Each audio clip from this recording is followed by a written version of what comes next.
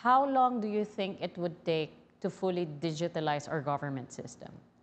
In the case of the Philippines, because the challenges are both structural and non-structural, you need no less than the president to push for digitalization. Masakit to sabihin, Chelo, pero maraming kawani ng pamahalaan ang nakikinabang through this manual physical system.